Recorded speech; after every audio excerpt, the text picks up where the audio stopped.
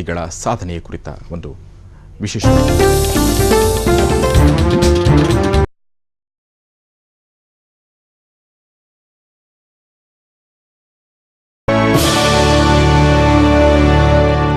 ನಮಸ್ಕಾರ. ಟಿವಿ9 ವಿಶೇಷ ಕಾರ್ಯಕ್ರಮಕ್ಕೆ ತಮಗೆಲ್ಲ ಆದರದ ಸ್ವಾಗತ. ನಾನು ರಂಗನಾಥ ಭಾರದ್ವಾಜ್. ಹಲವಾರು ಜನ ಹಲವಾರು ಕೆಲಸಗಳನ್ನು ಹುಡುಕೊಂಡು ವಿದೇಶಕ್ಕೆ ಹೋಗ್ತಾರೆ, ಸಾಕಷ್ಟು ಸಾಧನೆಗಳನ್ನು ಮಾಡಲಿಕ್ಕೆ. ಆದರೆ ಬಹಳಷ್ಟು ಮಂದಿ ವಿದೇಶದಲ್ಲಿದ್ದುಕೊಂಡು ಸಾಧನೆ ಮಾಡಿದರೂ ಕೂಡ ತಾಯಿ ನೆಲವನ್ನು ಮರೆಯೋದಿಲ್ಲ. ತಾವೇನಾದರೂ ಮಾಡಲೇಬೇಕು ತಾಯಿ ನೆಲಕ್ಕೆ ಅನ್ನುವಂಥ ತುಡಿತ ಮಿಡಿತಗಳು ಬಹಳಷ್ಟು ಜನರಲ್ಲಿ ಇರೋದು ಅತ್ಯಂತ ಸಹಜ. ಇಂಥ ಒಂದು ದಂಪತಿ ಇವತ್ತು ನಮ್ಮ ಜೊತೆಗಿದ್ದಾರೆ. ನಾವು ಇವರ ಸಾಧನೆಯನ್ನು ಎತ್ಕೊಂಡು ಇವತ್ತಿನ ವಿಶೇಷ ಕಾರ್ಯಕ್ರಮವನ್ನು ಮಾಡ್ತಾ ಇದ್ದೀವಿ. ಇವರು ಮ್ಯಾರಥಾನ್ ದಂಪತಿಗಳು.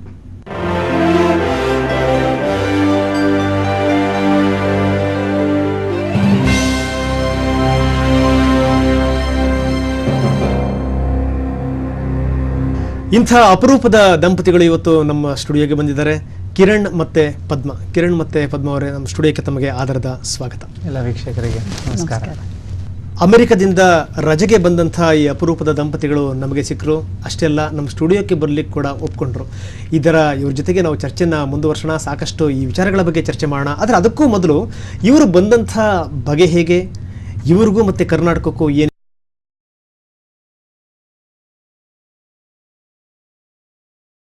ಹಾಗೂ ಕಿರಣ್ ಕರಡಿ ಮೂಲತಃ ಕನ್ನಡಿಗರಾದ ಈ ದಂಪತಿ ಉದ್ಯೋಗ ಅರಸಿ ಹೋದದ್ದು ದೂರದ ಅಮೆರಿಕಕ್ಕೆ. ಕಿರಣ್ ಇನ್ಫೋಸಿಸ್ನಲ್ಲಿ ಉದ್ಯೋಗಿಯಾದ್ರೆ ಪದ್ಮ ಮೈಕ್ರೋಸಾಫ್ಟ್ನಲ್ಲಿ ಕೆಲಸ ಮಾಡ್ತಿದ್ದಾರೆ. ಭಾರತದಲ್ಲಿ, ಅದರಲ್ಲೂ ಕರ್ನಾಟಕದಲ್ಲಿದ್ದಷ್ಟು ದಿನ ಓದಿನಲ್ಲೇ ಕಾಲ ಕಳೆದ ಪದ್ಮ ಹಾಗೂ ಕಿರಣ್ ವಿದೇಶದ ಕೆಲಸದಲ್ಲೇ ಕಳೆದು ಹೋಗಲಿಲ್ಲ. ಅಮೆರಿಕ ಕೇವಲ ಉದ್ಯೋಗಕ್ಕೆ ಮಾತ್ರ ನೆಲೆಯಾಗಲಿಲ್ಲ, ಬದಲಾಗಿ ಸಾಮಾಜಿಕ ಸೇವಾ ಕಾರ್ಯಕ್ಕೂ ನೆಲೆಯಾಯಿತು. ಹೌದು, ಅಮೆರಿಕದ ಆಶಾ ಫಾರ್ ಎಜುಕೇಶನ್ ಸಂಸ್ಥೆ ಈ ದಂಪತಿಯನ್ನು ತನ್ನೆಡೆ ಸೆಳೆಯಿತು. ಅಲ್ಲಿಂದ ಶುರುವಾಯಿತು ಇವರ ಓಟದ ಜೀವನ. US ಗೆ ಹೋದ್ಮೇಲೆ ನಮಗೆ ಏನಾದರೂ ವಾಪಸ್ಸು ತಾಯ್ನಾಡಿಗೆ ಮಾಡಬೇಕು ಅಂತ ಇಚ್ಛೆ ಇತ್ತು, ಇಬ್ಬರಿಗೂ ಇತ್ತು ಏನು ಮಾಡೋದು ಅಂತ. ದೆನ್ ನಮ್ಮದು ಎಜುಕೇಷನ್ ಸಂಬಂಧ ನಾವು ಇಷ್ಟು ಮುಂದೆ ಬಂದಿದ್ದೀವಿ. ಎಜುಕೇಷನ್ನು ಇವರಿಗೆ ಅಂಡರ್ ಪ್ರಿವಿಲೇಜ್ ಚಿಲ್ಡ್ರನ್ನು ವಾಪಸ್ಸು ಅವ್ರಿಗೆ ಏನಾದರೂ ಮಾಡಬೇಕು ಅಂತ ನಾವು ವಿಚಾರ ಮಾಡ್ತಾಯಿದ್ವಿ. ಆವಾಗ ನಮಗೆ ಆಶಾ ಫಾರ್ ಎಜುಕೇಷನ್ ಅಂತ ಒಂದು ಸಂಸ್ಥೆ ಗೊತ್ತಾಯಿತು. ಈ ಸಂಸ್ಥೆ ಮೇನ್ ಉದ್ದೇಶ ಅಂದರೆ ಅಲ್ಲಿ US ದಲ್ಲಿ ಮಾಡಿ ಇಲ್ಲೇ ಇಂಡಿಯಾಗೆ ಬಡ ಮಕ್ಕಳಿಗೆ ಪ್ರಾಜೆಕ್ಟ್ಸಿಗೆ ಅದು ಡೊನೇಟ್ ಮಾಡುತ್ತೆ. ತನ್ನ ಸದಸ್ಯರಿಗೆ ಮ್ಯಾರಥಾನ್ ಓಟ ಕಲಿಸಿ ಸ್ಪರ್ಧೆಗಳಿಗೆ ಅನುವು ಮಾಡಿಕೊಡುವ ಆಶಾ ಸಂಘಟನೆ ಅದಕ್ಕೆ ಪ್ರತಿಯಾಗಿ ನಿಧಿ ಸಂಗ್ರಹಿಸುವ ಜವಾಬ್ದಾರಿಯನ್ನು ಸದಸ್ಯರಿಗೆ ವಹಿಸುತ್ತದೆ. ಸದಸ್ಯರು ಸಂಗ್ರಹಿಸಿ ನೀಡುವ ನಿಧಿ ಭಾರತದ ಬಡ ವಿದ್ಯಾರ್ಥಿಗಳಿಗೆ ನೆರವಾಗುತ್ತದೆ. ಈ ರೀತಿ ಆರಂಭವಾದ ಪದ್ಮ ಹಾಗೂ ಕಿರಣ್ರ ಮ್ಯಾರಥಾನ್ ಇಂದು ಲಿಮ್ಕಾ ದಾಖಲೆವರೆಗೆ ಬಂದು ನಿಂತಿದೆ. ಅಷ್ಟೇ ಅಲ್ಲ, ಭಾರತದ ಬಡ ವಿದ್ಯಾರ್ಥಿಗಳಿಗೆ ನೆರವಾಗುವ ದೇಣಿಗೆ ಕೂಡ ದಿನದಿಂದ ದಿನಕ್ಕೆ ಏರುತ್ತಿದೆ. ಸೊ ನಾವು ಲಿಮ್ಕಾ ಬುಕ್ ಆಫ್ ರೆಕಾರ್ಡ್ ಅಲ್ಲಿ ಹೋಗಬೇಕು ಅಂತ ನಾವು ಅಪೇಕ್ಷೆ ಪಟ್ಟು ಮಾಡಿದ್ದಲ್ಲ. ಹಾಗೆ ನಾವು ಇಂಡಿಯನ್ ರೆಕಾರ್ಡ್ ಸೆಟ್ ಆಗಬೇಕು 160 ಕಿಲೋಮೀಟರ್ಸ್ ಅಂತ ಅಪೇಕ್ಷೆ ಇಟ್ಕೊಂಡು ಮಾಡಿದ್ದಲ್ಲ. ಅದು ಜಸ್ಟ್ ಫಾಲೋ ಅಪ್ ಆಗಿ ಬಂತು. ಅದು ನಮಗೆ ತುಂಬ ಸರ್ಪ್ರೈಸ್ ಆಯಿತು, ತುಂಬ ಖುಷಿನೂ ಆಯಿತು. ಇನ್ನು ಮುಂದೆ ಏನು ಮಾಡಬೇಕು ಅಂದರೆ ನಾವು ಈ ಮೋಟಿವೇಶನ್ ಏನು ಇದೆ ಅದನ್ನೇ ನಾವು ಕಂಟಿನ್ಯೂ ಮಾಡ್ಕೊಂಡು ಹೋಗಬೇಕು ಅಂತ. ನಾವು ಸಮಾಜದ ಸಲುವಾಗಿ ಏನು ಮಾಡ್ತಿದ್ದೀವೋ ಅದನ್ನು ಡೆಫಿನೆಟಾಗಿ ಅದೇ ಪೇಸಲ್ಲಿ ಕಂಟಿನ್ಯೂ ಮಾಡ್ಕೊಂಡು ಹೋಗಬೇಕು. ಮತ್ತು ನಂಟು ಬನ್ನಿ, ಇಲ್ಲಿದೆ ಒಂದು ವಿಶೇಷ ವರದಿ. ಇವರು ಪದ್ಮಾ ಸುಬ್ಬರಾಯ. ಅದ್ರ ಜೊತೆನೆ ಇನ್ನು ನಮ್ದು ಹೆಲ್ತ್ ಬಗ್ಗೆ ಚಾಲೆಂಜಿಂಗ್ ರೇಸಸ್ಸು ಎಲ್ಲ ಕಂಟಿನ್ಯೂ ಮಾಡಬೇಕು, ಯಾಕೆಂದರೆ ಅದರಿಂದನೂ ನಮಗೆ ಖುಷಿ ಸಿಕ್ಕತ್ತೆ ಅಂತ ಇದಿದೆ. ಮತ್ತು ನಮ್ಮ ಫಂಡ್ ರೇಸಿಂಗಲ್ಲಿ ನಾವು ಇನ್ನೂ ತನಕ ಮೋರ್ ದೆನ್ $14,000 ರೇಸ್ ಮಾಡಿದ್ದೀವಿ. ಅಂದರೆ ಮೋರ್ ದೆನ್ 6 lakhs ರೇಸ್ ಮಾಡಿದ್ದೀವಿ. ಸೊ ಅದನ್ನು ಕಂಟಿನ್ಯೂ ಮಾಡ್ಕೊಂಡು ಹೋಗಬೇಕು ಅಂತಲೂ ಇಚ್ಛೆ ಇದೆ. ಸರಿಯಾಗಿ 2 ಕಿಲೋಮೀಟರ್ ವಾಕ್ ಮಾಡಿ ಗೊತ್ತಿರದ ಈ ದಂಪತಿ ಆರಂಭದಲ್ಲಿ ಮ್ಯಾರಥಾನ್ ಮೈನೋವಿಗೆ ಸೋತು ಹೋಗಿದ್ದರು. ಒಂದು ಹಂತದಲ್ಲಂತೂ ಇದರ ಸಹವಾಸವೇ ಬೇಡ ಎಂಬ ಹಂತಕ್ಕೆ ಬಂದಿದ್ದರು. ಆದರೆ ಸಮಾಜ ಸೇವೆಯೆಡೆಗಿನ ತುಡಿತ, ಸಾಧಿಸಬೇಕೆಂಬ ಛಲ ಇಂದು ಈ ದಂಪತಿಗಳನ್ನು ಸಾಧನೆಯ ಹಾದಿಗೆ ಹಚ್ಚಿದೆ. ನನ್ನ ಮಗ ಮತ್ತು ಸಸ್ಯ ಮಾಡಿದ್ದು ಒಂದು ವಿಶೇಷವಾದ ಸಾಧನೆ ಅಂತ ನನಗನ್ಸುತ್ತೆ. ಯಾಕಂದರೆ ಅನೇಕರು ಹೋಗ್ತಾರೆ ಅಮೆರಿಕಕ್ಕೆ, ಅಮೆರಿಕದಲ್ಲಿ ವಾಸ ಮಾಡ್ತಾರೆ. ಅಲ್ಲಿ ನಿಜವಾಗಿಯೂ ಕೆಲವರು ತಾಯ್ನಾಡನ್ನೇ ಮರೆಯುವಂತಹ ಪರಿಸ್ಥಿತಿಯಲ್ಲಿ ಅವರು ಇರ್ತಾರೆ. ಅಂಥದ್ರಲ್ಲಿ ನನ್ನ ಮಗ ಮತ್ತು ಸಸ್ಯ ತಾಯ್ನಾಡನ್ನು ಜ್ಞಾಪಿಸಿಕೊಂಡು ಅದಕ್ಕೆ ಒಂದು ಸಮಾಜ ಸೇವೆ ಮಾಡಬೇಕು ಅಂತ ಎಂದು ಮನಸ್ಸನ್ನು ಮಾಡಿದ್ರಲ್ಲ, ಅದು ನನಗೆ ನಿಜವಾದಂಥ ಒಂದು ಸಮಾಧಾನ, ಶಾಂತಿಯನ್ನು ಕೊಟ್ಟಿದೆ. ಅವನ ಮೇಲಿನ ಮೇಲೆ ಹೇಳ್ತಾ ಇದ್ದ, ನಾನು ಅಲ್ಲಿ ಹೋಗಿ ಏನಾದರೂ ಒಂದು ಸಾಧನೆ ಮಾಡಬೇಕು ಅಂತ. ಆದರೆ ಮಾಡಲಿಲ್ಲ. ಈಗ ನನಗೆ ಸಮಾಧಾನ ಆಯಿತು. ಬರೀ ಅಮೆರಿಕಕ್ಕೆ ಹೋಗಿ ಇದ್ದದ್ದು ಏನು ಮಹತ್ವದ್ದಲ್ಲ, ಆದರೆ ಅಲ್ಲಿದ್ದುಕೊಂಡೇ ತಾಯ್ನಾಡನ್ನು ನೆನಪಿಸಿಕೊಂಡು ಒಂದು ಸಮಾಜ ಸೇವೆ ಮಾಡ್ತಾ ಇದ್ದಾರಲ್ಲ, ಇದಕ್ಕಿಂತ ದೊಡ್ಡದು ಆ ದೇವರು ಅನ್ನೋಂಥದ್ದು ಏನೂ ಅಲ್ಲ, ಇದೇ ದೇವರು ಅಂತ ನನ್ನ ಭಾವನೆ. ಅಷ್ಟೇ ಅಲ್ಲ, ಸಾಧನೆಯ ಮೂಲಕ ಸಮಾಜ ಸೇವೆ ಮಾಡುತ್ತಿರುವ ಈ ಗಂಡ ಹೆಂಡತಿ ವಿದೇಶದಲ್ಲಿರುವ ಭಾರತೀಯರಿಗೆ ಮಾದರಿಯಾಗಿದ್ದಾರೆ. ರೆಹಮಾನ್, ಟಿವಿ9, ಬೆಂಗಳೂರು. ಸಾಧನೆ ಮಾಡೋದಕ್ಕೆ ಯಾವ ದೇಶದಲ್ಲಿದ್ರೇನೋ ವಿದೇಶದಲ್ಲಿದ್ದು ಸಹ ಸಾಧನೆ ಮಾಡ್ಬೋದು ಅನ್ನೋದನ್ನು ಕಿರಣ್ ಹಾಗೂ ಪದ್ಮಾ ದಂಪತಿ ನಿರೂಪಿಸಿದ್ದಾರೆ. ಈ ಮೂಲಕ ಪ್ರತಿಯೊಬ್ಬ ಭಾರತೀಯನಿಗೂ ಕೂಡ ಸ್ಫೂರ್ತಿಯ ಸೆಲೆಯಾಗಿದ್ದಾರೆ. ಕ್ಯಾಮ್ರಾಮನ್ ಆರ್ ಪಿ ರೆಡ್ಡಿಯೊಂದಿಗೆ ರೆಹಮಾನ್, TV9 ಬೆಂಗಳೂರು. ಬನ್ನಿ, ನಾನು ಮೊದಲೇ ಹೇಳಿದ ಹಾಗೆ ಈ ದಂಪತಿಗಳಿಬ್ಬರು ಕೂಡ ಇವತ್ತು TV9 ಸ್ಟುಡಿಯೋದಲ್ಲಿದ್ದಾರೆ. ನಾನು ಅವ್ರ ಜೊತೆಗೆ ಚರ್ಚೆಯನ್ನು ಮಾಡ್ತೀನಿ. ಕಿರಣ್ ಅವರೇ, ಮತ್ತೊಮ್ಮೆ ನಿಮಗೆ ನಾನು ಸ್ವಾಗತವನ್ನು ಹೇಳ್ತಾ, ಒಟ್ಟಾರೆಯಾಗಿ ನೀವು ಇಲ್ಲಿಂದ ಅಮೆರಿಕಕ್ಕೆ ಹೋದಂಥವರು ಸಾಧನೆಯನ್ನು ಮಾಡಲಿಕ್ಕೆ, ಆದರೆ ಸಾಧನೆಯ ದೃಷ್ಟಿಕೋನದಿಂದ ನಿಮಗೆ ಸಮಾಜ ಸೇವೆಯ ದೃಷ್ಟಿಕೋನಕ್ಕೆ ನಿಮ್ಮ ಮನಸ್ಸು ತಿರುಗಿದ್ದು ಹೇಗೆ ಅಂತ? ನಾವು 1998 ನಾನು ಹೋಗಿದ್ದು, 1999 ಪದ್ಮಾ ಬಂದಿದ್ದು. ಸೊ ಅಲ್ಲಿ ನಾವು ಫಸ್ಟ್ ನಾನು ಸ್ವಲ್ಪ ಬ್ರೀಫ್ ಬ್ಯಾಕ್ಗ್ರೌಂಡ್ ಕೊಡಬೇಕಂದ್ರೆ, ನಾನು ಹುಟ್ಟಿ ಬೆಳೆದಿದ್ದು ಬಾಗಲಕೋಟೆ, ನಾರ್ತ್ ಕರ್ನಾಟಕ. ಸೊ ಅಲ್ಲೆಲ್ಲ ಕಲ್ತಿದ್ದು ಅಲ್ಲಿನೇ. ನಾನು ಇಂಜಿನಿಯರಿಂಗ್ ಮಾಡಿದ್ದು ಬೆಳಗಾಂದಲ್ಲಿ. ಸೊ ಪದ್ಮಾ ಬಂದಿದ್ದು ಅವಳು ಅಷ್ಟೇ, she studied in Belgaum. So ನಾವು ನಮ್ಮದು ಇಂಜಿನಿಯರಿಂಗ್ ಆದಮೇಲೆ ವಿಪ್ರೋದಲ್ಲಿ ಒಂದು 2 ವರ್ಷ ಇಲ್ಲೇ ಕೆಲಸ ಮಾಡಿ ಆಮೇಲೆ ಅಮೇರಿಕಾಗೆ ಹೋಗಿದ್ದು. ಅಲ್ಲಿ ಹೋಗಿ ಒಂದು 2-3 ವರ್ಷ ಸೆಟ್ಲ್ ಆದಮೇಲೆ ನಮಗೆ ನಾವು ನಮ್ಮದು ಫ್ರೀ ಟೈಮಲ್ಲಿ ಆಫ್ಟರ್ ವರ್ಕು ಏನಾದರೂ ಮಾಡಬೇಕು. ಸೊ ಸ್ಪೋರ್ಟ್ಸು ಅದು ಇದು ಏನಾದರೂ ಸ್ವಲ್ಪ ಇಂಟ್ರೆಸ್ಟ್ ಇತ್ತು.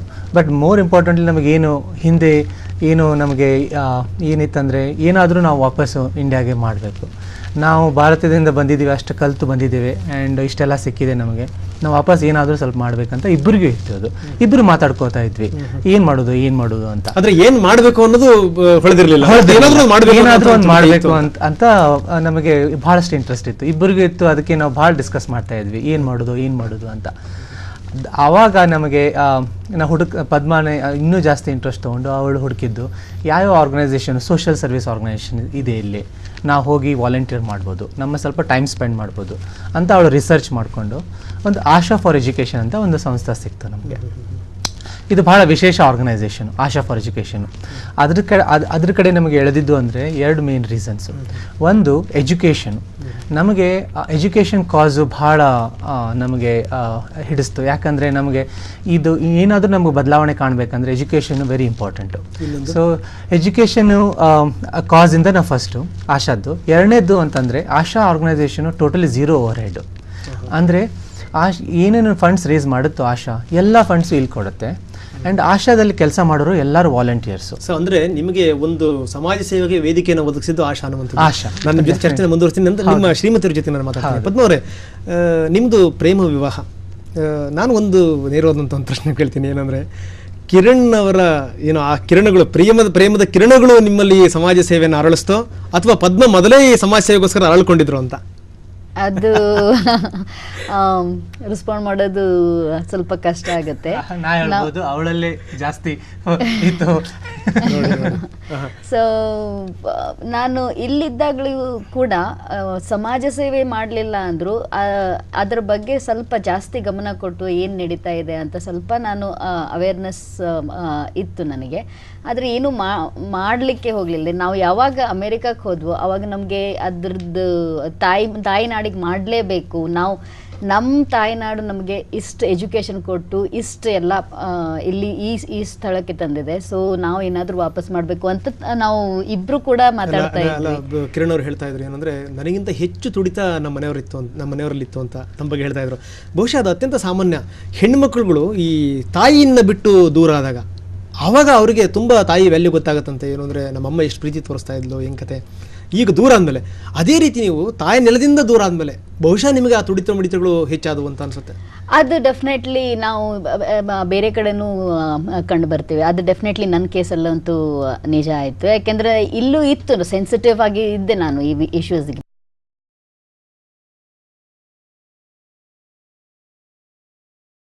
ಸೊ ಬಟ್ ಅಲ್ಲಿ ಹೋಗಿ ಯಾವಾಗ ನಾವು ನಮ್ಮ ಇಲ್ಲಿ ತಾಯಿನಾಡಿನೆಲ್ಲ ಮಿಸ್ ಮಾಡ್ಲಿಕ್ಕೆ ಶುರು ಮಾಡಿದ್ವು,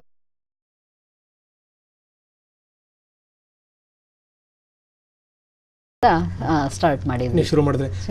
ಕಿರಣ್ ಅವ್ರು ಏನಂದ್ರೆ, ಒಂದು ನಿರ್ಧಾರ ಮಾಡಿದ್ರೆ ನೀವು ಒಂದು ಸಮಾಜ ಸೇವೆ ಮಾಡಬೇಕು ನಿಜ ಅಂತ, ಅದಕ್ಕೆ ಈ ಆಶಾ ಅನ್ನೋ ಸಂಘಟನೆ ಏನಿದೆ ಅದು ವೇದಿಕೆ ಆದದ್ದು ಹೇಗೆ? ಆರಂಭದ ದಿನಗಳಲ್ಲಿ ನೀವು ಆಶಾ ಜೊತೆಗೆ ಗುರುತಿಸ್ಕೊಂಡಾಗ ಆ ಸಂಸ್ಥೆಯ ಜೊತೆಗೆ ನಿಮ್ಮ ಅನುಭವಗಳೇನೇನು ಅಂತ? ನಾವು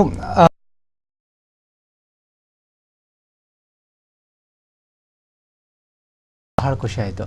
ಸೊ ಅದೇನು ಫಸ್ಟ್ ನೀವು ಹೋಗಿ ವಾಲಂಟಿಯರ್ ಅಂದರೆ ಮೀಟಿಂಗ್ಸ್ ಇರುತ್ತೆ, ಸೊ ನೀವು ಹೋಗಿ ವಾಲಂಟಿಯರ್ ಮಾಡೋಕ್ಕೆ ಸ್ಟಾರ್ಟ್ ಮಾಡಿದ್ವಿ. ಆವಾಗ ನಮಗೆ ಇನ್ನೊಂದು ಬಹಳ ಖುಷಿ ಏನಾಯ್ತು ಅಂದರೆ ಬಹಳಷ್ಟು ನಮ್ಮ ಥರ ವಿಚಾರ ಮಾಡಿಕೊಂಡು ಅಲ್ಲಿ ವಾಲಂಟಿಯರ್ಸ್ ಆಗಿ ಕೆಲಸ ಬಂದಂಥವ್ರು ತುಂಬ ಜನ ಬಂದಂಥವ್ರು. ಈಗ ಈ ಸಂಘಟನೆಗೂ ಮತ್ತೆ ಮ್ಯಾರಥಾನ್ಗೂ ಎಲ್ಲಿನ ಸಂಬಂಧ ಅಂತ? ಹಾಂ, ಅದು ಒಂದು ವೆರಿ ಇಂಟ್ರೆಸ್ಟಿಂಗ್ ಕ್ವಶನ್. ಯಾಕಂದರೆ ಅದರಿಂದನೇ ನಾನು ಮ್ಯಾರಥಾನ್ ಸ್ಟಾರ್ಟ್ ಆಗಿದ್ದೇನೆ ಆಶಾದಿಂದ. ಆಶಾದಲ್ಲಿ ಆಶಾ ಫಂಡ್ ರೇಸ್ ಮಾಡುತ್ತೆ. ಅಲ್ಲಿ ವಾಲಂಟಿಯರ್ಸ್ ಎಲ್ಲ ಫಂಡ್ಸ್ ಅಲ್ಲೆಲ್ಲ ಸಂಗ್ರಹಣೆ ಮಾಡಿ ಇಲ್ಲೇ ಪ್ರಾಜೆಕ್ಟ್ಸಿಗೆ ಕೊಡ್ತಾರೆ, ಅದು ಇಂಡಿಯಾಗೆ.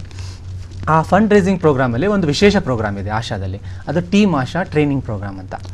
ಅಂದರೆ ಮ್ಯಾರಥಾನ್ ಟ್ರೈನಿಂಗ್ ಪ್ರೋಗ್ರಾಮ್ ಅದು ಮ್ಯಾರಥಾನ್ ಟ್ರೈನಿಂಗ್ ಪ್ರೋಗ್ರಾಮ್ದು 2 ಉದ್ದೇಶ. ಒಂದು, ಯಾರು ಎಲ್ಲ ರನ್ನರ್ಸನ್ನ ಅಂದರೆ ಯಾರಾದರೂ ಮ್ಯಾರಥಾನ್ ಮಾಡೋ ಇಷ್ಟಪಟ್ಟವ್ರಿಗೆ ಟ್ರೈನ್ ಮಾಡುತ್ತೆ. ನೀವು ಏನು 2 ಕಿಲೋಮೀಟರ್ 3 ಕಿಲೋಮೀಟರ್ ಓಡಿದರೆ ಅಷ್ಟೇ ಸಾಕು. ಬಟ್ ಮ್ಯಾರಥಾನ್ ಟ್ರೈನಿಂಗ್ ಪ್ರೋಗ್ರಾಮ್ ನೀವು ಜಾಯ್ನ್ ಆದಮೇಲೆ ನಿಧಾನವಾಗಿ ಗ್ರ್ಯಾಜುವಲಿ ನೀವು ಬಿಲ್ಡಪ್ ಮಾಡ್ತೀರಾ. ಸೊ ಅದನ್ನೇ ಕೊಡುತ್ತೆ ಆಶಾ. ಎರಡನೇದು, ಥ್ರೂ ಟ್ರೈನಿಂಗ್ ಪ್ರೋಗ್ರಾಮ್ ನಮ್ಮಿಂದ ಅದು ಕಮಿಟ್ಮೆಂಟ್ ಕೇಳುತ್ತೆ. ಏನಂತಂದರೆ ನೀವು ಆಶಾಗೆ ಫಂಡ್ಸ್ ರೇಸ್ ಮಾಡಬೇಕು. ನೀವು ಫ್ರೆಂಡ್ಸು ರಿಲೇಟಿವ್ಸು ಅವ್ರನ್ನೆಲ್ಲ ಅಪ್ರೋಚ್ ಮಾಡಿ ನೀವು ವಾಪಸ್ ಆಶಾಗೆ ಫಂಡ್ಸ್ ರೇಸ್ ಮಾಡಬೇಕು. ಅಂದರೆ ಟ್ರೈನಿಂಗ್ ಆಶಾ ಕೊಡುತ್ತೆ, ನಾವು ಫಂಡ್ಸ್ ರೇಸ್ ಮಾಡಿ ಆಶಾ ಕೊಡ್ತೇವೆ. ಸೊ ಈ 2 ಏನಿದೆ ಚಾಲೆಂಜಸ್ಸು ಈ ಪ್ರೋಗ್ರಾಮ್ದಲ್ಲಿ, ಇದು ನಮಗೆ ಭಾಳ ಹಿಡಿಸ್ತು. ಫಸ್ಟ್ ನಮಗೆ ಹೆದರಿಕೆ ಆಯಿತು, ನಮ್ಗೆ ಓಡೋಕ್ಕಾಗುತ್ತೋ ಇಲ್ವೋ. ಅಲ್ಲ, ಯಾಕಂದರೆ ಈಗ ಓಡೋದಕ್ಕೇನೋ ನೀವು ನಿರ್ಧಾರ ಮಾಡಿಬಿಟ್ರಿ. ಏನಾದರೂ ನಿಮಗೆ ಸ್ಪೋರ್ಟ್ಸ್ ಬ್ಯಾಕ್ಗ್ರೌಂಡ್ ಏನಾದರೂ ಇತ್ತಾ ಅಂತ? ಆ್ಯಕ್ಚುಲಿ ಏನೂ ಇರಲಿಲ್ಲ. ನಾವು ಇದಕ್ಕಿಂತ ಮೊದಲು ಎಂದು ಅರ್ಧ ಕಿಲೋಮೀಟರ್ಕ್ಕಿಂತ ಅರ್ಧ ಮೈಲಿಕ್ಕಿಂತ ಜಾಸ್ತಿ ಎಂದು ಓಡಿರಲಿಲ್ಲ. ಸ್ಕೂಲಲ್ಲಾದರೂ ನಾನು ಅದೇ ಇದು ಫಸ್ಟ್ ಆರ್ಗನೈಸೇಷನ್ನು ಈ ಎಜುಕೇಷನ್ ಕಾಸ್ಗೆ ವರ್ಕ್ ಮಾಡುತ್ತೆ ಅಂತ ಫಸ್ಟ್ ನಮ್ಗೆ ಸಿಕ್ಕಿದೆ. ಎಲ್ಲರೂ ಆಡ್ತಾ ಇದ್ರು, ನಾನು ಕಟ್ಟೆಲ್ ಸೈಡ್ ಕುತ್ಕೊಂಡು ನೋಡ್ತಾ ಇದ್ದೆ. ಆದ್ರೆ ಅದು ಬೇರೆ ರನ್ನಿಂಗ್ ಅಂದ್ರೆ ಸ್ವಲ್ಪ ದೂರನೇ ಇರ್ತಿದ್ದೆ. ಬಟ್ ಏನಾಯ್ತು ಅಂದರೆ ಈ ಟೀಮ್ ಆಶಾ ಪ್ರೋಗ್ರಾಮ್ ಬಗ್ಗೆ ಗೊತ್ತಾದ್ಮೇಲೆ ಆಯ್ತಪ್ಪ 5 ತಿಂಗಳದ ಪ್ರೋಗ್ರಾಮ್ ಉಂಟು, ನಮ್ಗೆ ಏನಾದರೂ ಮಾಡಬೇಕು ಅಂತ ಇದೆ. ಆಮೇಲೆ ಹಣ ಸಂಗ್ರಹ, ಇದು ಫಂಡ್ಸ್ ರೇಸ್ ಮಾಡೋದು 1.5 lakhs ಸುಮಾರು ಅಷ್ಟು ಇತ್ತು. ಅದು ಚಾಲೆಂಜಿಂಗ್ ಆಯಿತು. ಸೊ 5 ತಿಂಗಳ ಸಲುವಾಗಿ ನಾವು ನಮ್ಮ ಲೈಕ್ಸ್ ಆ್ಯಂಡ್ ಡಿಸ್ಲೈಕ್ಸನ್ನು ಸೈಡಿಗಿಟ್ಟು ಬಡ ಮಕ್ಕಳಿಗೆ ಏನಾದರೂ ಮಾಡೋಣ, ನಮ್ಮ ತಾಯಿನಾಡಿಗೆ ಏನಾದರೂ ಮಾಡೋದು ದೊಡ್ಡ ಅವಕಾಶ ಸಿಗ್ತಾ ಇದೆ. 5 ತಿಂಗಳಿಗೆ ನಾವು ಇದನ್ನು ಫೋಕಸ್ ಮಾಡಿ ಕಾನ್ಸಂಟ್ರೇಟ್ ಮಾಡಿ ಇದನ್ನು ಮಾಡೋಣ ಅಂತ ಒಂದು ಛಲವಾಗಿ ಇದನ್ನು ತಗೊಂಡ್ವಿ. ಅದಾದಮೇಲೆ ಫಸ್ಟ್ 2 months ತುಂಬ ಡಿಫಿಕಲ್ಟ್ ಆಯಿತು. ಯಾಕೆಂದರೆ ರನ್ನಿಂಗ್ ನಮ್ಮದು ದೇಹಕ್ಕೆ ರನ್ನಿಂಗ್ ಅಭ್ಯಾಸ ಎಂದೂ ಇಲ್ಲ. ಏನೋ ನಾವು ಬೇರೆ ಮಾಡೋಕ್ಕೆ ಹೋದಾಗ ಯಾವಾಗಲೂ ಅದು ಚಾಲೆಂಜಿಂಗ್ ಆಗುತ್ತೆ. ಸೊ ಫಸ್ಟ್ 2 months ತುಂಬ ಕಾಲು ನೋವು ಬರೋದು, ಆಮೇಲೆ ಬಾಡಿ ಸುಸ್ತಾಗೋದು, ಅನುಭವ ಇರಲಿಲ್ಲ. ಬಟ್ ಅದೇ 2 months ನಾವು ಸತತವಾಗಿ ಟ್ರೈನಿಂಗ್ ಎಲ್ಲ ಮಾಡ್ಕೋತಾ ಎವ್ರಿ ಡೇ ಟ್ರೈನ್ ಮಾಡ್ಕೋತಾ ಕಂಟಿನ್ಯೂ ಮಾಡಿದ್ಮೇಲೆ ಮಾಡಲ್ ತುಂಬ ಚೇಂಜಸ್ ಎಲ್ಲ ಬರಲಿಕ್ಕೆ ಸ್ಟಾರ್ಟ್. ನಿಮ್ಮ ಜೊತೆ ಚರ್ಚೆನ ಮುಂದುವರಿಸ್ತೀನಿ ಒಂದು ಸಣ್ಣ ಬ್ರೇಕ್ನ ನಂತರ.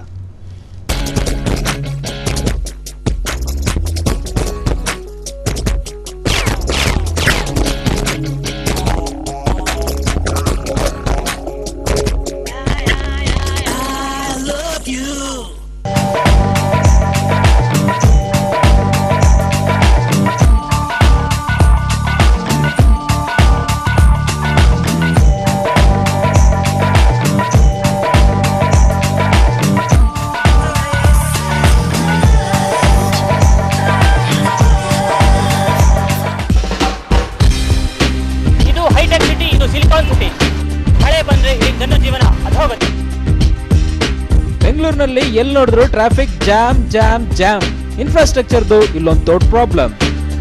ಉದ್ಯಾನ ನಗರಿ ಈಗ ಉದ್ಯಮ ನಗರಿ, ಸಾಫ್ಟ್ವೇರ್ ಎಕ್ಸ್ಪೋರ್ಟ್ ನಲ್ಲಿ ನಂಬರ್ 1. ಕೊಲೆ, ಸುಲಿಗೆ, ದರೋಡೆ ಹೆಚ್ಚಾಗ್ತಿರೋ ಅಪರಾಧಗಳು. ಹಾಗಾದ್ರೆ ಬೆಂಗಳೂರು ಸೇಫ್ ಸಿಟಿ ಅಲ್ವಾ? ಬಾಗುತ್ತಿ ನಲ್ಲ ಇருக்கு ಅಚ್ಚಾ ಹೈ. Bengaluru cosmopolitan city. ಇಲ್ಲಿ ಎಲ್ಲಾ ಭಾಷೆ ಸಿನಿಮಾಗಳು ಚೆನ್ನಾಗಿ ಓಡ್ತವೆ. ವೀಕೆಂಡ್ ಅಂದ್ರೆ ಶಾಪಿಂಗ್, ವೀಕೆಂಡ್ ಅಂದ್ರೆ ಜಾಲಿ ರೈಡ್, ವೀಕೆಂಡ್ ಅಂದ್ರೆ ಮಸ್ತಿ.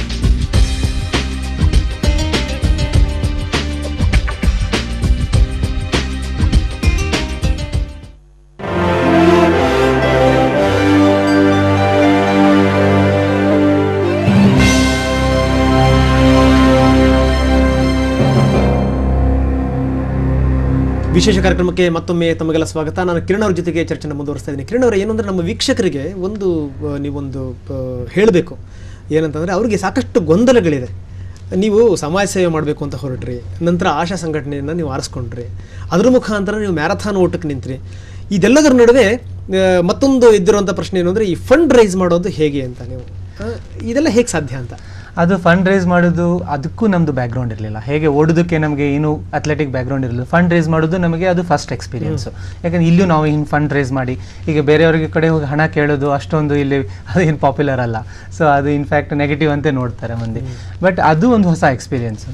ಬಟ್ ನಮ್ಮದು ಉದ್ದೇಶ ಏನು, ಓಕೆ ಫಂಡ್ಸ್ ರೇಸ್ ನಮಗೆ ಮಾಡ್ತಾ ಇಲ್ಲ, ನಾವು ಆಶಾಗೆ ಮಾಡ್ತಾ ಇದ್ದೇವೆ. ಸೊ ಅದಕ್ಕೆ ಆಶಾ ಒಂದು ಕಾಸಿಗೆ ಫೈಟ್ ಮಾಡ್ತಾ ಇದೆ. ಸೊ ಅದಕ್ಕೆ ನಾವು ಅದೊಂದು ಚಾಲೆಂಜ್ ಅಂತ ತೊಗೊಂಡು ಮಾಡಬೇಕು ಅಂತ ನಾವು ತೊಗೊಂಡಿದ್ದು ಆ ಪ್ರೋಗ್ರಾಮು. ಸೊ ಫಂಡ್ಸ್ ರೇಸ್ ಮಾಡೋದು ನಮಗೆ ಭಾಳ ಡಿಫಿಕಲ್ಟ್ ಆಯಿತು ಇನಿಷಿಯಲಿ. ಅಂದರೆ ಫಸ್ಟು ಒಂದು ಎರಡು ಮೂರು ತಿಂಗಳ ಹೋಗಿ ಅಪ್ರೋಚ್ ಮಾಡಿ ಕೇಳೋದೇ. ಇಲ್ಲಿ ನನ್ನ ಪ್ರಶ್ನೆ ಏನು ಅಂದರೆ, ಈ ಮ್ಯಾರಥಾನ್ಗೂ ಫಂಡ್ಗೂ ಏನು ಸಂಬಂಧ ಇದೆ ಅಂತ? ಏನು ಅಂದರೆ, ನಾವು ಈ ಚಾಲೆಂಜ್ 42 ಕಿಲೋಮೀಟರ್ಸ್ ರನ್ ಮಾಡೋದು ಅಷ್ಟು ಈಸಿ ಅಲ್ಲ. ಸೊ ಈ ಚಾಲೆಂಜನ್ನು ನಾವು ತಗೊಂಡು ನಾವು ಅದನ್ನು ಕಂಪ್ಲೀಟ್ ಮಾಡ್ತೀವಿ ಅಂತ ನಾವು ಒಂದು ಕಮಿಟ್ಮೆಂಟ್ ನಮ್ಮ ಫ್ರೆಂಡ್ಸಿಗೆ, ನಮ್ಮ ಕಲೀಗ್ಸಿಗೆ ಎಲ್ಲರಿಗೂ ಕೊಡ್ತೀವಿ. ಆದರೆ ಅದಕ್ಕೆ ಇನ್ ರಿಟರ್ನು ನೀವು ನಮಗೆ ಫಂಡ್ಸ್ ರೇಸ್ ಮಾಡಲಿಕ್ಕೆ ಹೆಲ್ಪ್ ಮಾಡಿ. ಯಾಕೆ ಅದು ನಮಗೆ ಯೂಸ್ ಮಾಡೋದಿಲ್ಲ ನಾವು ಫಂಡ್ಸು. ಈ ಫಂಡ್ಸನ್ನು ಎಲ್ಲ ಬಡ ಮಕ್ಕಳ ಎಜುಕೇಷನ್ ಸಲುವಾಗಿ ಯೂಸ್ ಮಾಡಿ. ಸರಿ, ನೀವು ಫಂಡನ್ನು ಕಲೆಕ್ಟ್ ಮಾಡಿದ್ದು ಹೇಗೆ ಅಂತ? ನಾವು ಇಮೇಲ್ ಮುಖಾಂತರ ಎಲ್ಲ ನಮ್ಮ ಫ್ರೆಂಡ್ಸಿಗೆಲ್ಲ ಇಮೇಲ್ ಕಳಿಸಿದ್ವಿ. ಏನು ಅಂದರೆ, ಹೀಗೆ ನಾವು ಮಾಡ್ತಾ ಇದ್ದೀವಿ, ಈ ಚಾಲೆಂಜ್ ಚಲ ಅಂತ ತೊಗೊಂಡಿದ್ದೀವಿ, ನಿಮ್ಮ ಸಪೋರ್ಟ್ ನಮಗೆ ಬೇಕು ಅಂತ. ಆಮೇಲೆ ನಮ್ಮ ಕೋವರ್ಕರ್ಸಿಗೆ, ಆಮೇಲೆ ನಮ್ಮ ಯಾರು ಸಂಬಂಧಿಕರು ಇದ್ದಾರೋ ಅವರು ಇಂಡಿಯಾಗೂ ಕಳಿಸಿದ್ವಿ ನಾವು ಇಮೇಲ್. ಅವರು ಡೊನೇಟ್ ಮಾಡಿದರು. ಎಷ್ಟು ಸಪೋರ್ಟಿವ್ ಆಗಿ ಡೊನೇಟ್ ಮಾಡಿದರು ಅಂದರೆ, ನಮ್ಮದು ಚಾಲೆಂಜ್ ಇದ್ದಿದ್ದು $2,600, ಸುಮಾರು 1.5.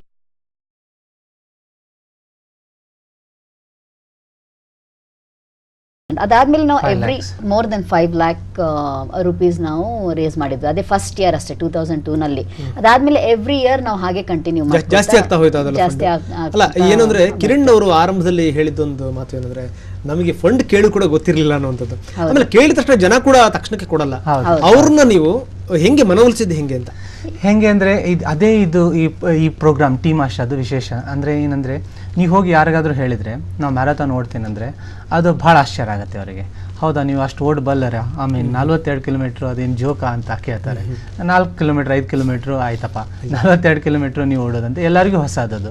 ಸೊ ಬಟ್ ಅದನ್ನು ನಾವು ಚಾಲೆಂಜಾಗಿ ತೊಗೊಂಡಿದ್ದೀವಿ, ಮಾಡ್ತಿದ್ದೀವಿ ಅಂತ ಗೊತ್ತಾದಮೇಲೆ ಅವ್ರು ಭಾಳ ಇಂಪ್ರೆಸ್ ಆಗ್ತಾರೆ. ಅವಾಗೇ ನಾವು ಅದನ್ನು ಹೇಳ್ತೀವಿ, ಒಂದು ನಮ್ಮದು ಪರ್ಸ್ನಲ್ ಅಕಾಂಪ್ಲಿಷ್ಮೆಂಟು. ಬಟ್ ಎರಡನೇದು ನಾವು ಮಾಡ್ತಾ ಇರೋದು ಮೇನ್ ರೀಸನ್ ಅಂದರೆ, ನಾವು ಆಶಾಗೆ ನಾವು ಫಂಡ್ಸ್ ರೇಸ್ ಮಾಡಬೇಕು, ಅದಕ್ಕೆ ನಿಮ್ಮ ಸಪೋರ್ಟ್ ಬೇಕು ಅಂತ ಲಕ್ಷ. ಬಟ್ ನಾವು ರೇಸ್ ಮಾಡಿದ್ದು $10,600. ಸೊ ಮೋರ್ ದೆನ್ 5,000 ಅವರಿಗೆ ಕೇಳ್ಕೊತೀವಿ ನಾವು. ಹೀಗೆ ಅದೇ 1 ಸಲ 2 ಸಲ ನಾವು ಫೋನ್ ಮಾಡಿ ಫ್ರೆಂಡ್ಸಿಗೆ ಇದನ್ನ ಹೇಳ್ಕೊಂಡ್ಮೇಲೆ ಅವರಿಗೆ ಗ್ರ್ಯಾಜುವಲಿ 1-2 ಸಲ ಕೇಳಿದ್ಮೇಲೆ ಆಮೇಲೆ ಅವ್ರಿಗೂ ಗೊತ್ತಾದ್ಮೇಲೆ ಅವ್ರು ಮುಂದೆ ಬರ್ತಾರೆ ಕೊಡ್ಲಿಕ್ಕೆ. ನಂಬಿಕೆಯಿಂದ ಬೆಳೆಸ್ಕೊಂಡು ಮುಂದೆ ಬರ್ತಾರೆ. ಇದು ಒಂದಕ್ಕೆ ಏನು ನಾನು ಆ್ಯಡ್ ಮಾಡ್ಲಿಕ್ಕೆ ಇಚ್ಛೆ ಪಡ್ತೇನೆ ಅಂದರೆ, ನಮ್ಮ ಒಂದು ಉದಾಹರಣೆ ಕೊಡ್ತೀನಿ ನಮ್ಮ ಸಮಾಜದಲ್ಲಿ ಯಾವ ಥರ ಸೆಟಪ್ ಇದೆ ಅಂತ. ಇದು ನಮ್ಮ ಪೇರೆಂಟ್ಸ್ ಬಂದಿದ್ದರು, ಅಲ್ಲಿ ಅಮೆರಿಕದಲ್ಲಿ ಫ್ರೆಂಡ್ಸ್, ಇಂಡಿಯಾದಿಂದ ಪೇರೆಂಟ್ಸ್ ಬಂದಿದ್ದರು. ಅವ್ರು ನಮ್ಮ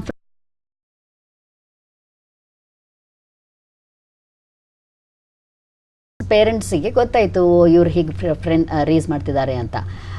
ಆದರೆ ಅವ್ರು ಹೇಳಿದ್ದು, ನೀನು ನಮ್ಮ ಫ್ರೆಂಡ್ಸ್ ಇದ್ದವರು ಅವ್ರ ನೇಬರ್ಸ್ ಹತ್ರ ಹೋಗಿ ಕೇಳಿದರು, ಹೀಗೆ ನಾನು ಮಾಡ್ತಾ ಇದ್ದೀನಿ ಅಂತ. ಅವ್ರ ಪೇರೆಂಟ್ಸ್ ಏನು ಹೇಳಿದರು ಅಂದರೆ, ನೀನು ಎಲ್ಲರ ಹತ್ರನೂ ಕೇಳ್ಬೋದಾಗಿತ್ತು, ಆದರೆ ಅವ್ರ ಇಂಡಿಯಾದ ನೇಬರ್ಸ್ ಹತ್ರ ಹೋಗಿ ನೀನು ಚಂದ ಯಾಕೆ ಕೇಳಬೇಕಾಗಿತ್ತು ಇಲ್ಲಿ ಅಮೇರಿಕಾಗೆ ಬಂದ್ಕೊಂಡು ಅಂತ. ಈ ಥರದ್ದು ಆಟಿಟ್ಯೂಡ್. ನಾವು ಚಂದ ರೇಸ್ ಮಾಡೋದು ಒಂಥರ ಅಷ್ಟು ಇಂಪಾರ್ಟೆಂಟ್ ಅಥವಾ ಹೈ ಕ್ಲಾಸ್ ಸೊಸೈಟಿ ಒಳಗೆ ಅದು ಇಲ್ಲ ಅಂತ, ಆ ಥರದ್ದು ಒಂದು ಕಾನ್ಸೆಪ್ಟ್. ಅದು ನಮಗೆ ತುಂಬ ಓವರ್ಕಮ್ ಮಾಡಲಿಕ್ಕೆ ತುಂಬ ಚಾಲೆಂಜಿಂಗ್ ಆಯಿತು. ಯಾಕೆ ಅಂದರೆ ನಾವು ಬಂದಿದ್ದಂದ್ರೆ, ಜನರಿಗೆ ಯಾವಾಗಲೂ ಏನಾದರೂ ತಮಗೆ ಮಾಡಬೇಕು ಅಂತ ಇಚ್ಛೆ ಇದೆ. ಫ್ರೆಂಡ್ಸು ಹೀಗೆ ಮ್ಯಾರಥಾನ್ ಪ್ರೋಗ್ರಾಮಲ್ಲಿ ಜಾಯ್ನ್ ಆಗಿದ್ದರು. ಅವರು ಜಾಯ್ನ್ ಆದಾಗ ನಮ್ಮ ಫ್ರೆಂಡ್ಸ್ ಅವ್ರಿಗೆ ಏನು ಮಾಡಬೇಕು, ಆಮೇಲೆ ಹೇಗೆ ಮಾಡಬೇಕು ಅಂತ ನಾವು ಯಾವಾಗ ಪುಷ್ ಮಾಡಿ ದಾರಿ ತೋರಿಸ್ತೀವೋ ಆವಾಗ ಅವ್ರು ಮುಂದೆ ಬರ್ತಾರೆ. ಸೊ ನಾವು ಅವರಿಗೆ ಎಕ್ಸ್ಪ್ಲೇನ್ ಮಾಡಿ ನಾವು ಪ್ರಾಜೆಕ್ಟ್ಸನ್ನು ಹೆಂಗೆ ಚೂಸ್ ಮಾಡ್ತೀವಿ, ಆಮೇಲೆ ಏನಾಗ್ತಿದೆ, ಅದರಿಂದ ಏನು ಸಹಾಯ ಆಗ್ತಿದೆ ಬಡ ಮಕ್ಕಳಿಗೆ, ಎಷ್ಟು ಜನ ಮುಂದೆ ಬಂದಿದ್ದಾರೆ, ಅದನ್ನೆಲ್ಲ ನಾವು ಕೂತು ಎಕ್ಸ್ಪ್ಲೇನ್ ಮಾಡಿ ಇಮೇಲ್ ಮೂಲಕ ಅಥವಾ ಫೋನ್ ಮೂಲಕ ಎಕ್ಸ್ಪ್ಲೇನ್ ಮಾಡಿದಾಗ ಅವರು ಹೌದಲ್ಲ, ನೀವು ಇಷ್ಟು ಕಷ್ಟಪಡ್ತಿದ್ದೀರ, ಬರೀ ರನ್ನಿಂಗಲ್ಲಿ ಅಷ್ಟೇ ಅಲ್ಲ, ಆದರೆ ಸೇವೆದಲ್ಲೂ ಆಗ್ತಾ ಇದೆ, ನಮ್ಮಿಂದನೂ ಸ್ವಲ್ಪ ಏನಾದರೂ ಒಳ್ಳೆಯದಾದ್ರೆ ಚೆನ್ನಾಗಲ್ಲ ಅಂತ ಖುಷಿಪಟ್ಟು ಅವರು ಡೊನೇಟ್ ಮಾಡ್ತಾರೆ. ಈಗ ನೀವು ಮ್ಯಾರಥಾನ್ ಓಡಲಿಕ್ಕೆ ಶುರು ಮಾಡಿದ್ರಿ ಏನಂದ್ರೆ, ಅದು ಒಂದು ಸಮಾಜ ಸೇವೆಗೆ ಬರೋಕ್ಕೆ ಮೊದಲನೇ ಹೆಜ್ಜೆ ನಿಮ್ಮದು. ಈ ಮ್ಯಾರಥಾನ್ ಓಟದ ಮೂಲಕ ಈ ಸಾಧನೆ ಕಡೆಗೆ ಹೆಜ್ಜೆ ಹಾಕಿದ್ದು ಹೇಗೆ ನೀವು ಅಂತ? ಯಾಕಂದರೆ ಲಿಮ್ಕಾ ಬುಕ್ ಆಫ್ ರೆಕಾರ್ಡ್ಸಲ್ಲಿ ನಿಮ್ಮಿಬ್ಬರದ್ದು ಹೆಸರು ಬರೆದಿದೆ. ಅದು ಹಿಂಗಾಯಿತು ಅಂತ ನಾ ಸಂಕ್ಷಿಪ್ತವಾಗಿ ಹೇಳ್ತೇನೆ, ಮೇ ಬಿ ಪದ್ಮ ಇನ್ನೂ ಆ್ಯಡ್ ಮಾಡ್ಬೋದು. ಫಸ್ಟ್ ಮ್ಯಾರಥಾನ್ ಮುಗಿಸಿದ್ವಿ, ಆಮೇಲೆ ಸಕ್ಸಸ್ಫುಲಿ ವಿ ಕಂಪ್ಲೀಟೆಡ್. ಆ್ಯಂಡ್ ಅವ್ರು ಹೇಳ್ದಂಗೆ ನಾವು ನಮ್ದು ಏನು ಟಾರ್ಗೆಟ್ ಇತ್ತು ಅದನ್ನು ಡಬಲ್ ರೇಸ್ ಮಾಡಿದ್ವಿ, ಫಂಡ್ಸು 5 ಲಕ್ಷಕ್ಕಿಂತ ಜಾಸ್ತಿ. ಭಾಳ ಖುಷಿ, ನಮಗೆ ಇಷ್ಟು ಪರ್ಸ್ನಲ್ ಅಕಾಂಪ್ಲಿಷ್ಮೆಂಟು ನಾವು ಇಷ್ಟು ದೊಡ್ಡ ಸಾಧನೆ ಮಾಡಿಲ್ಲ ಅಂತ ನಮಗೆ ಭಾಳ ಕಾನ್ಫಿಡೆನ್ಸ್ ಬಂತು. ಒಂದು ಮ್ಯಾರಥಾನ್ ನೋಡಿದ್ದು, ಎರಡನೇದು ಎಷ್ಟು ಫಂಡ್ಸ್ ರೇಸ್ ಮಾಡಿದ್ದು. ಅದನ್ನೇ ನಾವು ಇದನ್ನ ಹಿಂಗೆ ಬಿಟ್ಟರೆ ಯೂಶ್ವಲಿ ಒಂದು ಯಾವುದಾದ್ರೂ ಹಾಬಿ ಸೀರಿಯಸ್ಲಿ ತೊಗೊಂಡಾಗ, ಒಂದು ಅಕಾಂಪ್ಲಿಷ್ ಮಾಡಿದಾಗ ಅದು ಬಿಟ್ಟರೆ ಮತ್ತೆ ಅದು ಹೋಗ್ಬಿಡುತ್ತೆ. ಸೊ ನಾವು ಏನಾದರೂ ಕಂಟಿನ್ಯೂ ಮಾಡ್ಕೋತಾ ಇರಬೇಕು ಅಂತ ನಾವು ಇಟ್ಕೊಂಡ್ವಿ. ಎಸ್ಪೆಷಲಿ ಪದ್ಮ ಅವಳು ಸೆಕೆಂಡ್ ಮ್ಯಾರಥಾನ್ ತಾನಾಗಲೇ ಟ್ರೈನ್ ಮಾಡಿ ಕಂಪ್ಲೀಟ್ ಮಾಡಿದ್ಲು. ಅಂದ್ರೆ ಸಮಾಜ ಸೇವೆಯಿಂದ ನೀವು ಸಾಧನೆಗೆ ಮ್ಯಾರಥಾನ್ ಕಡೆಗೆ ಹೊರಳಿಬಿಟ್ರಿ.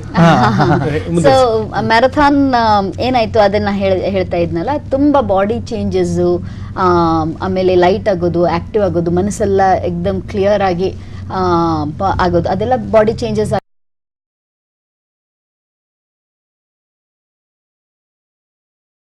ಅದನ್ನ ಆ ಫೀಲ್ಡಲ್ಲಿ ಯಾವಾಗ ಕಂಟಿನ್ಯೂ ಮಾಡಿದ್ರು ಅದರಲ್ಲಿ ಹೊಸ ಹೊಸ ಚಾಲೆಂಜಸ್ ನಮಗೆ ಗೊತ್ತಾಯ್ತು ಅದ್ರ ಬಗ್ಗೆ.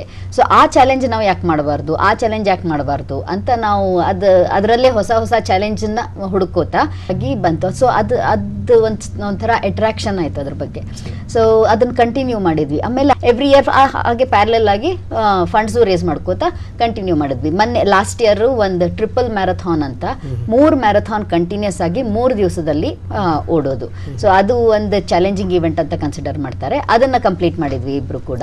ಆಮೇಲೆ ಈ ವರ್ಷ ನಾನು 160 ಕಿಲೋಮೀಟರ್ಸ್ ಅಂದ್ರೆ 100 ಮೈಲ್ಸ್ 160 ಕಿಲೋಮೀಟರ್ಸ್ ರನ್ ಅದನ್ನ ಕಂಪ್ಲೀಟ್ ಮಾಡಿದ್ವಿ. 29 hours 40 minutes ತಗೊಂತದ್ದು. So continuous day and night non stop ಓಡಿದ್ದು, ಅದನ್ನ ಕಂಪ್ಲೀಟ್ ಮಾಡಿದ್ವಿ. ಅದರದ್ದೇ ಈಗ ಫಸ್ಟ್ ಇಂಡಿಯನ್ ವುಮನ್ ಅಂತ. ಸೊ ಮ್ಯಾರಥಾನ್ ಅಭಿಯಾನ, ಓಟದ ಅಭಿಯಾನ ಮುಂದುವರಿತಾ ಇದೆ ಅಂತ ನಿಮ್ಮ ಜೊತೆಗಿನ ಚರ್ಚೆನ ಮುಂದುವರಿಸ್ತೀನಿ ಒಂದು ಸಣ್ಣ ಬ್ರೇಕ್ನ ನಂತರ.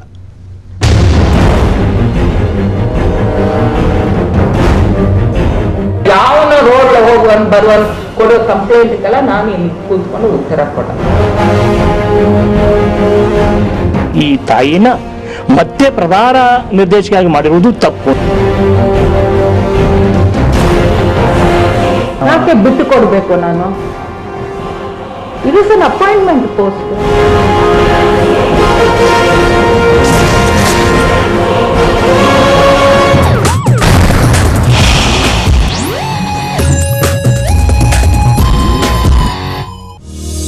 ನಾನು ರಾಧಿಕಾ, ನಿಮ್ಮನೆ ಹುಡುಗಿ. ನಿಮ್ಮ ನೋವು ದುಃಖ ಏನೇ ಇರಲಿ ನನ್ನ ಜೊತೆ ಹಂಚಿಕೊಳ್ಳಿ.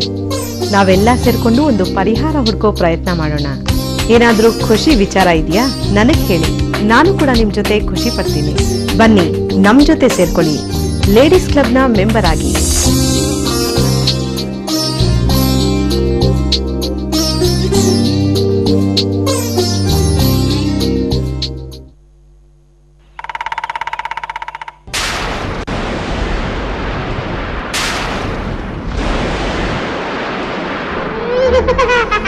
ವಿಚಿತ್ರ, ವಿಸ್ಮಯ, ಭಯಾನಕ. ಕಣ್ಣಿಗೆ ಕಾಣಿಸೋದೆಲ್ಲ ಸತ್ಯ ಅಲ್ಲ, ಹಾಗಂತ ಕಾಣಿಸ್ತಾ ಇರೋದೆಲ್ಲ ಸುಳ್ಳು ಅಲ್ಲ. ಎಲ್ಲವನ್ನು ಮೀರಿದ ಅಗೋಚರ ಶಕ್ತಿ ಅಂದ್ರೆ ಇದೇನಾ? ಈ ವಿಷಯದಲ್ಲಿ ವಿಜ್ಞಾನಕ್ಕೂ ಅಜ್ಞಾನ. ನಂಬೋದಿಕ್ಕೆ ಸಾಧ್ಯನೇ ಇಲ್ಲ, ಆದ್ರೂ ನಂಬಲೇಬೇಕು. ಹೀಗೂ ಉಂಟು.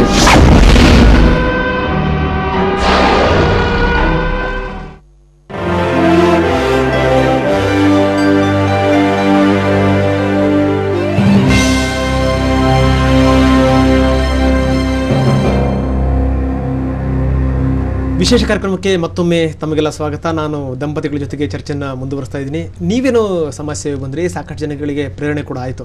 ನಿಮ್ಮನ್ನು ನೋಡಿದ ಮೇಲೆ ನಿಮ್ಮ ಸ್ನೇಹಿತರು ಕೂಡ ಯಾರು ಇಲ್ಲಿಂದ ಭಾರತೀಯರಿದ್ದರು ಮುಖ್ಯವಾಗಿ, ಅವರು ಕೂಡ ನಿಮ್ಮ ಜೊತೆಗೆ ಸೇರ್ಕೊಂಡಂಥ ಉದಾಹರಣೆಗಳೇನಾದರೂ ಇದೆಯಾ ಅಂತ? ಖಂಡಿತ. ಅದು ಒಂದು ನಮಗೆ ಸ್ಯಾಟಿಸ್ಫ್ಯಾಕ್ಷನು. ಏನಂದರೆ ನಾವು ಸ್ಟಾರ್ಟ್ ಮಾಡಿದಾಗ ಈ ಪ್ರೋಗ್ರಾಮಲ್ಲಿ ಭಾಳಷ್ಟು ಜನ ಇರಲಿಲ್ಲ.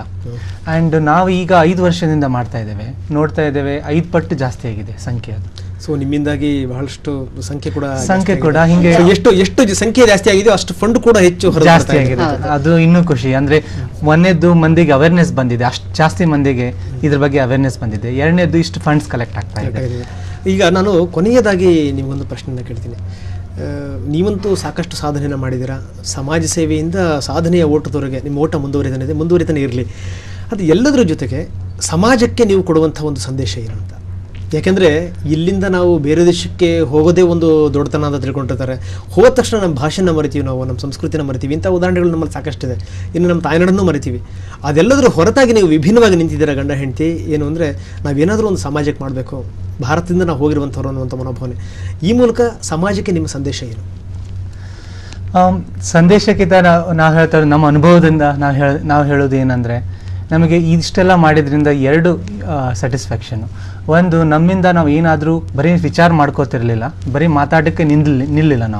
ನಾನು ಪದ್ಮ ಭಾಳ ಮಾತಾಡ್ತಿದ್ವಿ, ಅವಳು ಆ್ಯಕ್ಷನ್ನು ತೊಗೊಂಡ್ಲು. ಹೀಗಾಗಿ ನಾವು ಕಂಟಿನ್ಯೂ ಮಾಡಿದ್ವಿ. ಏನಂದ್ರೆ ಆ್ಯಕ್ಷನ್ ಅಂದರೆ ಏನಾದರೂ ಆಶಾ ಜಾಯ್ನ್ ಆಗಿ ಅಂದ್ರೆ ಮಾತನ್ನ ಕೃತಿಗಳಿಸ್ತಾರೆ ಅವರೇ. ಹಾಗಾದ್ರೆ ಮೊದಲ ಡೆಫಿನೆಟ್ಲಿ ಹೇಳ್ಬೋದು. ಸೊ ಹೀಗಾಗಿ ಆ್ಯಕ್ಷನ್ ತೊಗೊಂಡಿದ್ದಕ್ಕೆ ನಾವು 5 ವರ್ಷದಿಂದ ನಾವು ಅದನ್ನು ಬರೀ ಮಾತಾಡೋಕ್ಕೆ ನಿಲ್ಲಿಲ್ಲ, ನಾವು ಆ್ಯಕ್ಷನ್ ತೊಗೊಂಡ್ವಿ ಅಂತ ಅದೊಂದು ಖುಷಿ.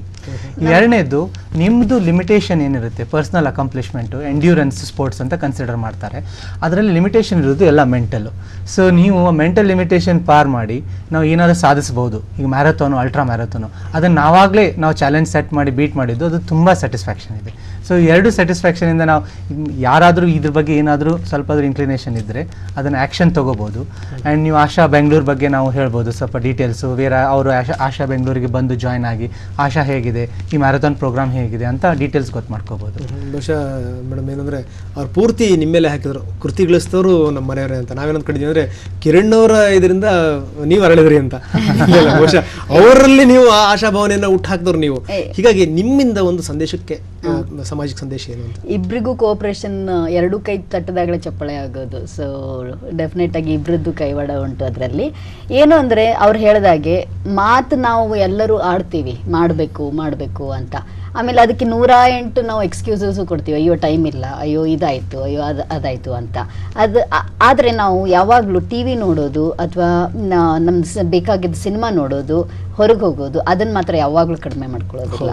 ಸೊ ಡೆಫಿನೆಟ್ ಆಗಿ ಅಟ್ಲೀಸ್ಟ್ ಹಾಫ್ ಆನ್ ಅವರ್, ಒಂದು ವಾರದಲ್ಲಿ just half an hour to 45 minutes ಎಲ್ಲರೂ ನಮ್ಮ ಸಮಾಜ ನಾವು ಏನು ಮಾಡಬಹುದು, ಏನು ಮಾಡಬೇಕು ಅಂತ half an hour to 45 minutes ಈ ಸಮಾಜದ ಸಲುವಾಗಿ ಅವರು ಇನ್ವೆಸ್ಟ್ ಮಾಡಿದರೆ ನಮ್ಮ ಸಮಾಜ ಡೆಫಿನೆಟ್ ಇವಾಗ ಅಂಡರ್ ಡೆವಲಪಿಂಗ್ ಅಂತ ಏನು ಅದಕ್ಕೆ ಟೈಟಲ್ ಇದೆಯೋ ಒಂದು ದಿವಸ ಬೇಗ ಡೆವಲಪ್ಡ್ ನೇಷನ್ ಅಂತ ಸಿಗುತ್ತೆ. ಮತ್ತೊಂದು ನಾನು ಏನು ಹೇಳಲಿಕ್ಕೆ ಇಚ್ಛೆ ಪಡುತ್ತೇನೆ ಅಂದರೆ, ನಮ್ಮ ಸಮಾಜದಲ್ಲಿ ಈಗ ಒಬಿಸಿಟಿ ಪ್ರಾಬ್ಲಮ್ ತುಂಬ ಜಾಸ್ತಿ ಆಗಿದೆ. ಡಯಾಬಿಟೀಸ್, ಹಾರ್ಟ್ ಡಿಸೀಸ್ ತುಂಬ ಜಾಸ್ತಿ ಆಗ್ತಾ ಇದೆ. ಅದು ಸಮಾಜಕ್ಕೆ ಯಾವಾಗಲೂ ಚೆನ್ನಾಗಲ್ಲ. ಸಮಾಜ ಯಾವಾಗಲೂ ಹೆಲ್ದಿ ಸಮಾಜವಾಗಿ ಇರಬೇಕು. ಸೊ ನಾವು ನಮ್ಮ ಹೆಲ್ದಿ ಹ್ಯಾಬಿಟ್ಸ್ ಏನು ಯೋಗ ಇತ್ತು, ವಾಕಿಂಗ್ ಇತ್ತು, ಅದನ್ನೆಲ್ಲ ಮರೆತುಬಿಟ್ಟು ಈಗ ನಮ್ಮ ಬ್ಯುಸಿ ಸ್ಕೆಡ್ಯೂಲಲ್ಲಿ ತುಂಬ ಕಂಟಿನ್ಯೂ ಮುಂದೆ ಹೋಗ್ತಾ ಇದ್ದೀವಿ. ಸೊ ಎವ್ರಿ ಪರ್ಸನ್ದು ರೆಸ್ಪಾನ್ಸಿಬಿಲಿಟಿ ಇದು, ತಮ್ಮ ಹೆಲ್ತನ್ನು ಕಾಪಾಡ್ಕೊಳ್ಳೋದು, ತಮ್ಮ ಫ್ಯಾಮಿಲಿಗೆ ಒಳ್ಳೆ ಹೆಲ್ದಿ ಲೈಫ್ ಸ್ಟೈಲ್ ಕೊಡೋದು. ಈ ಮೂಲಕ ನಾವೊಂದು ಆರೋಗ್ಯವಂತ ಸಮಾಜವನ್ನು ಕಟ್ಟಲಿಕ್ಕೆ ಸಾಧ್ಯ. ಆರೋಗ್ಯವಂತ ಸಮಾಜವನ್ನು ಕಟ್ಟಬೇಕು, ಅದು ನಮ್ಮ ರೆಸ್ಪಾನ್ಸಿಬಿಲಿಟಿ. ದಿವಸದಲ್ಲಿ ಒಂದು 15-20 ಮಿನಿಟ್ಸ್ ಆರ್ 30 ಮಿನಿಟ್ಸ್ ಯೋಗ ಆಗಲಿ. ಅವರು ಮ್ಯಾರಥಾನೇ ಓಡಬೇಕು ಅಂತಿಲ್ಲ, 15 ತಾಸು 16 ತಾಸು ಓಡಬೇಕು ಅಂತಿಲ್ಲ, ಹಾಫ್ ಆನ್ ಅವರ್ ಮಾಡಿದ್ರು ಯೋಚನೆ ಮಾಡಿದ್ರು ಕೂಡ ಅದೇ ಬೇಕಾದಷ್ಟು ಆಗುತ್ತೆ ಅಂತ. ಇಲ್ಲಿ ತನಕ ಬಂದ್ಬಿಟ್ಟು ತಮ್ಮ ಬಿಡುವಿಲ್ಲದ ವೇಳೆಯಲ್ಲಿ ನಮ್ಮ ಸ್ಟುಡಿಯೋಕ್ಕೆ ಬಂದು ನಿಮ್ಮ ಅನುಭವ ಅನಿಸಿಕೆಗಳನ್ನು ಹಂಚಿಕೊಂಡಿದ್ದೀರಾ. ಧನ್ಯವಾದಗಳು. ಸಾಧನೆಯ ದಂಪತಿಗಳನ್ನು ನಾವು ಭೇಟಿ ಮಾಡಿದ್ವಿ, ಅವ್ರ ಜೊತೆಗೆ ಮಾತಾಡಿದ್ವಿ. ಅವರೀಗ ಲಿಮ್ಕಾ ಬುಕ್ ಆಫ್ ರೆಕಾರ್ಡ್ಸಲ್ಲಿ ಅವರ ಹೆಸರುಗಳು ದಾಖಲಾಗಿದೆ.